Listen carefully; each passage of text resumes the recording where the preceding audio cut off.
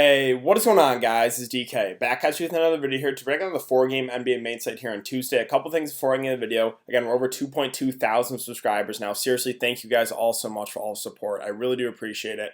On Twitter, in the YouTube comments, and the live streams, I read everything. I try to respond to all you guys, so thank you guys all so much. Also, if you're new to the channel, I'm doing a weekly giveaway where all you have to do is leave a like and a comment in the video. It's one in a giveaway. Max one comment though per video. It starts with my Monday Night Showdown video that I uploaded earlier today. We'll go throughout the week. We'll end my Monday Night Showdown video at the end of the week. So however many videos I've uploaded for the week, you're going to give away that many times. So say if I have 10 videos uploaded for the week, you're going to give away 10 times. And the winner receives a $20 PayPal for myself. But with that out of the way, let's jump into the video. So first, let's see how we're doing tonight. So tonight, it's going to be an L for me in tournaments at least. So this is my final lineup with Russell Westbrook, Dinwiddie, C.D. Osman, Sabonis, Tristan Thompson, Lillard, Danuel House, and Miles Turner. So this was the day of blowouts. There was blowouts all over the place, and it seems like I landed on every single one here. Literally, yes, every single one of my players here was in a blowout. So that's kind of how the night went. But first, let's talk about some of these players. So Westbrook was a guy, you guys knew I love buying low on guys at 8.3K. He was 20% owned in this tournament. Russell Westbrook at 8.3K. That just shows you how much people take recency bias into consideration, right? Russell Westbrook has been getting foul trouble. He was just not playing well. But you got to buy on talent sometimes and buy low. That's why I always try to reiterate buying low on guys, right? I talked about it with what happened with Jarrett Allen a few nights ago where he got in foul trouble back-to-back nights. I played him against Denver. He had like 35 fantasy points at 4.2K. You always want to buy low on guys, and that's why I don't like paying premiums. I always kind of try to buy low on players. And he was low owned. Again, recency bias. People were off of him, but you gotta take talent sometimes into consideration. Westbrook putting up almost 70, and the game blew out. The starters got pulled with 4 minutes left, so he could have put up like 80 fantasy points if they would have continued to keep those starters in. As far as Dinwiddie go, I mean, he was really chalky for reasons. No Kyrie, he put up 50 fantasy points. That was great. Now the two Cleveland guys that I played, C.D. Osman and Tristan Thompson. So Osman was a guy, I was back and forth with him and Justin Holiday. If you guys watched the video in the live stream, you guys knew I really liked a lot of those Pacers. I liked all 5 of the starters. Ended up going with C.D. I mean, the game blew out. Him and Tristan Thompson didn't get any fourth quarter run. He also got in foul trouble. I think both got in foul trouble, actually. So Osman wasn't a guy I was super confident about, but Tristan Thompson, he was, I mean, in this tournament, in this, $55 tournament, he was 70% owned. So in cash games, he was probably, like 90% owned. He was high owned for a reason. This is one of those plays where it was definitely the right play. It just, sometimes variance happens in DFS, right? He got in foul trouble, didn't get any run in the fourth quarter because of the blowout. Wasn't playing super great either way, but still, if you look back at it at that price at 5.6K, I think it was, that was the right play. Sometimes it just doesn't work out for DFS, right? Like, if you guys followed me in the preseason, I don't know if you guys remember this, but Karl-Anthony Towns was going up against Golden State, and he had a bust game against Golden State, right? Bigs have been destroying Golden State all year, but sometimes it happens. And again, the blowout didn't help, the foul trouble didn't help. So if you look back at Tristan Thompson, he was the right play tonight, just got a bit unlucky. As far as the Pacers go, again, you guys knew I really liked a lot of those Pacers starters. Literally every single starter got you there, even with a blowout, except for Miles Turner, who was a bit disappointing at 25 fantasy points, but again, the starters got pulled in the fourth quarter. If he gets, a full fourth quarter's run, he probably gets you there at 6.1K. Danuel House, again, I liked him as a value play. He was just too cheap there, 3.7K. Now Lillard, I think this is where I went wrong, at least in my roster construction. I really liked Luka Doncic there for a bit more. I think I tried to get too cute and fade Doncic. I knew he was going to be high owned. I was hoping for the blowout there. But yeah, I think I got too cute there playing Lillard. I should have definitely played Doncic and then spent down somewhere else, but yeah, that's kind of it for my lineup for Monday. I always think it's important to look back and go over your lineup and kind of see where you went right, so you went wrong. And I definitely think, again, Tristan Thompson was the right play in my opinion. Lillard, I think that was the wrong play. I think I got a little too cute. I should have played Doncic, but it is what it is. And then this Pacers guys, again, I really liked all those Pacers guys for a reason. But yeah, that's enough talk about here for the Monday night slate. So let's look into Tuesday's 4-game slate.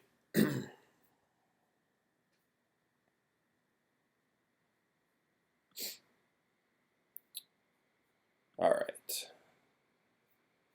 So this is actually a pretty good 4-game slate in my opinion. We got a lot to talk about. So Pelicans, again, literally like everyone's questionable again, but we'll talk about them. So Let's go over the over-unders and the spreads that are out so far.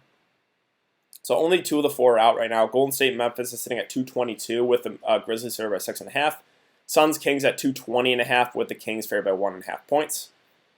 But yeah, let's start with center here. So at the top is Anthony Davis, and he's been a bit disappointing last couple games. The price actually went up on him. I don't really understand that. After back-to-back like 30 fantasy point games, the price went up. Now, I do like buying low, and this is a pretty low price on him, but just he's playing through injuries, and it's an okay matchup. I think he's more of just a contrarian play right now at 9.8K. I think I like other plays a bit more. Obviously, the price is appealing. I still think he can get you there, but I think there's other plays I like better. So, yeah, I think Anthony Davis is only in consideration for me as like a contrarian play for GPPs because I think he needs to be somewhat low owned. So Jonas Valanciunas here, I think probably one of either him or Jaren Jackson Jr. is going to have a big game. Again, we want to target bigs against Golden State. The game against Denver blew out. He only played 22 minutes. In the game against Utah, it stayed close. He played 30 minutes.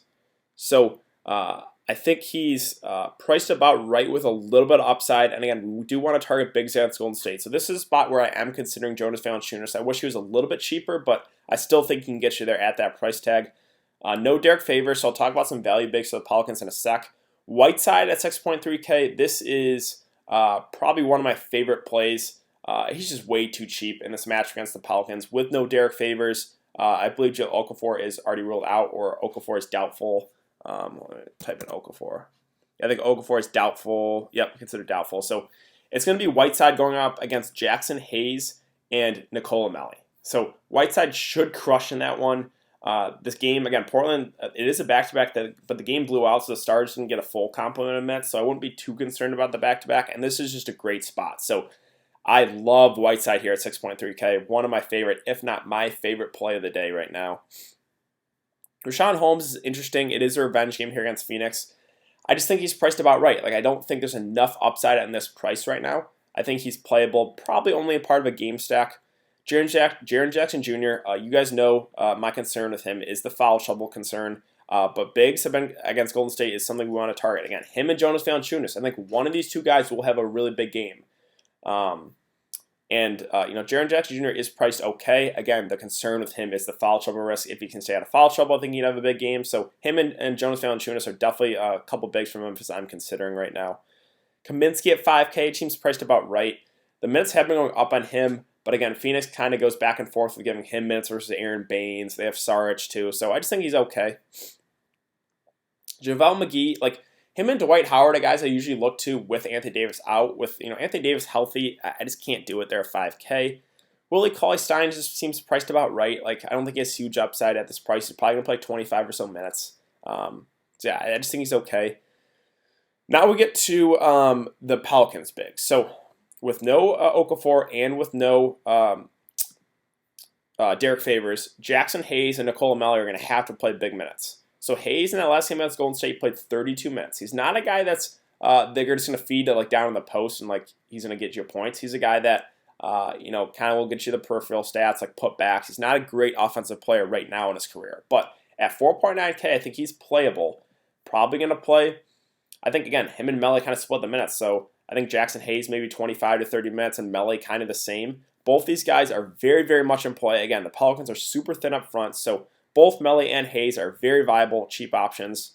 Steven Adams is just like a okay play here, 4.9K. The Lakers run big, so maybe he gets a little extra run, but yeah, I just think he's okay. Dwight Howard at 4.7. Again, him and like McGee are usually guys to look to with no Anthony Davis. At 4.7K too, I just don't think we have to go there. Clark's okay, but I think I would rather pay a little bit extra for a guy like Jaren Jackson Jr. or Jonas Valanciunas on the same team. Marquise Chris priced up. I don't want to do that. Spellman, no thank you. Deadman, the minutes have been really down on him. Yeah, 15. Like you just can't go there right now. I think that's really it. So brief overview of center again. I love Whiteside at that price. Probably my favorite play of the day. I think one of those two Memphis bigs, with Jonas Valanciunas and Jaren Jackson Jr. have a big game.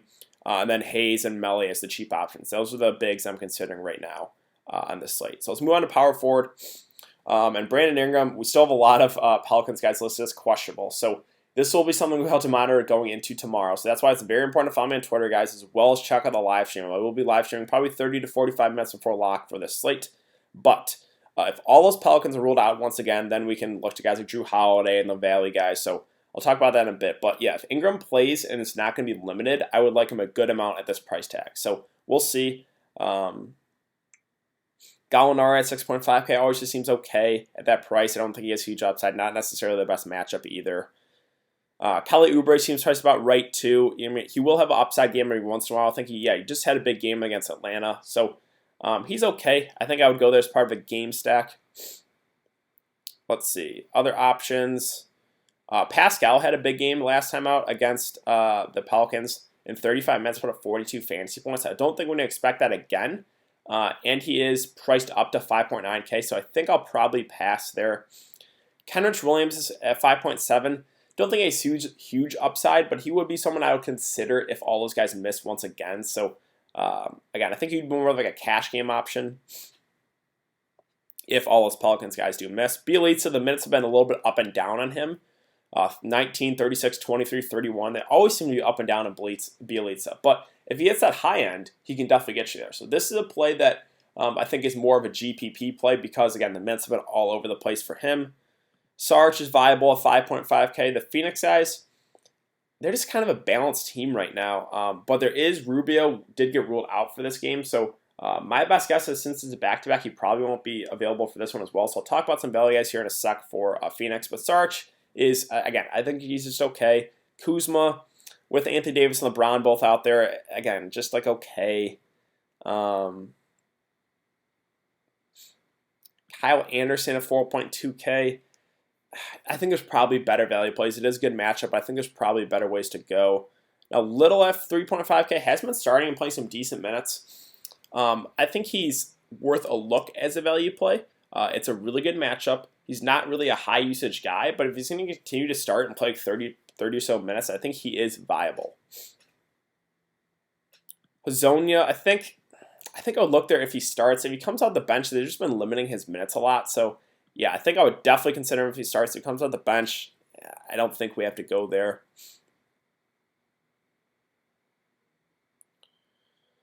But that's basically it for power forwards. Let's move on to small forward. LeBron at the top at 11.1. Just had a pretty solid game there against Atlanta. Put up almost a triple-double, 33 real-life points. The matchup against OKC, this game in general, I'm not super high on. It's going to be a pretty low over-under. I don't believe, yeah, that one hasn't been, oh, no, it hasn't been listed yet. But yeah, no one I'm like super high on. Like LeBron, if you want to get up there, you can. I think he's pretty safe. If you feel comfortable with some other value plays, don't hate him.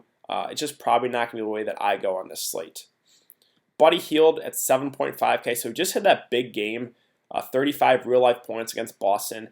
And now he's priced up. Like, I think he's okay, but again, you're paying premium for him. Like, I don't like paying premiums for guys. And this is the highest price we've seen on Buddy Hield all year. So I think he's okay, but again, you're paying a premium for him, so probably not going to be the way that I go. Bogdanovich, kind of the same thing, right? This is the highest price he's been all year at 7.1K. With no De'Aaron Fox, there still is a lot of usage to ground, but again, this is not necessarily the best matchup. Phoenix has been pretty solid defensively, but if you're going to make me choose between Bogdanovich and Hield, if you want to play one of those guys, I would slightly lean towards Bogdanovich. But yeah, not super high in either on this slate. Now, Draymond Green at 6.2K, he's just been bad this year. Like, really bad at like not playing alongside like Kevin Durant, Klay Thompson just really hurts him as a fantasy player. Now, he will like have upside games here and there. I think he's okay. I just don't think he's like the greatest play. Like, I definitely think he's viable. Probably get you like 25 to 30 fantasy points, maybe a little bit more. So not super high on him, but I just think he's priced accordingly here. Harrison Barnes, another one of those guys that will play big minutes, but just doesn't have huge upside, right? Like, probably can get you 25, maybe 35 fantasy points, somewhere in that range. So another guy that I just think is okay. I think both those guys are kind of more like cash game plays right now. JJ Redick, so we got Hart is out again. I believe Lonzo is questionable. If all those guys missed the last game for the Pelicans, you definitely can look to JJ Redick. Now, he is a bit scoring dependent, right? Like 26 real-life points, 3 assists, 3 boards. If his shot's not falling, it can hurt you, but there's just so many minutes and usage to go around if all his Pelicans guys miss once again. So I would definitely consider JJ, again, if all his Pelicans guys do end up missing. Rodney Hood at 4.8K is okay. I think I would only go there as part of a game stack, though. He is priced up right now. E'Twaun Moore, another guy that we can look to. He did get in foul trouble. He put up 5 fouls, so he only played 24 minutes in the last game. But again, if all those guys miss, he'll probably play 30, maybe even 35 minutes. So he's someone we can definitely look at as a value guy. Let's see, Dylan Brooks at 4.5K. The minutes have been a bit up and down on him, but he has flashed upside. So I think you could go there, but only for GPPs. He's another guy that is kind of scoring dependent.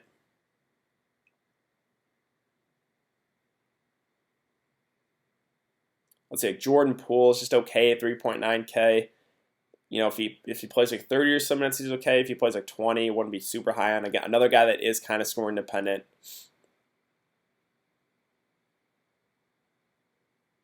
But I think that's basically it for small forward. So let's move on to shooting guard. Jrue Holiday. So again, if all those guys miss once again for the Pelicans, I would really like Jrue. He's just kind of like their whole offense right now. He's playing big minutes. So I would once again go right back to Jrue Holiday if all his Pelicans guys do miss. It's a good spot here against Portland as well. Now, Devin Booker. This is pretty interesting. I do like him a good amount just because I think Ricky Rubio will be out once again. So Rubio missed the game tonight. It was kind of surprising. It came out after lock that Rubio was going to miss. If he misses once again, then we're going to get like a good amount of a point Devin Booker. And that's what we saw a lot last year. And this is a good spot against the Kings. So this is where I would hop on Devin Booker. I think he's a guy that could definitely get you a double-double, and the upside is a lot higher on him with no Ricky Rubio. So he would be someone I would really like if Ricky Rubio does miss. The Portland guys with CJ and Damian Lillard, they're both in a great spot here against the Pelicans. There's not a whole lot of negative things to say. Again, I think my favorite play on the Portland side is Whiteside, but I still like CJ, and I'll talk about Lillard too. I still like both those guys a decent amount. The OKC guys in a tough match against the Lakers. It is a back-to-back too. I don't know if I want to go there in this slate. See, Alec Burks, he did pick up the start last game for, with no D'Angelo Russell out. Just had a disappointing game, right? Still played 30 minutes, but shot the ball 2 of 13. So we know he does have upside, right? He put up almost 50 fantasy points in the game against Houston. So if it continues to start, I think he is viable. Just had a bad shooting night, kind of an off night, but he would be someone I would consider if he starts again. Now, NAW, you guys know I love NAW. And with all those guys out for the Pelicans, played 30 and then 35 minutes against Golden State. And this game, he got in foul trouble, too. Otherwise, I think he would have played a bit more. He's playing great right now, too, filling up the stat sheet, doing it all. So honestly, he's priced up, but I think I would go right back to the well with him if all those guys miss once again. So, and you guys know I love NAW. He's won me so much money in the preseason. So, yeah, he's flashing his upside now here in the regular season. And, yeah, I would be all over him once again if all those guys miss for the Pelicans. Other options, let's see. Corey Joseph, the minutes have been down on him, right? 23, 26 minutes. They're running a lot of, like, point Bogdanovich. So you just can't do it with Corey Joseph right now. Really has just no upside at all. Yogi Ferrell, what were the minutes like for him? Yeah, 29, 17. Again, they're running a lot of, like, point Bogdanovich, like, heel to the 2. So both those guys are just, I think there's probably better value plays on the board today. Tyus Jones at 3.7K. Again, like, can you go there? Sure, it's a good spot, but I think there's better ways to go as far as value.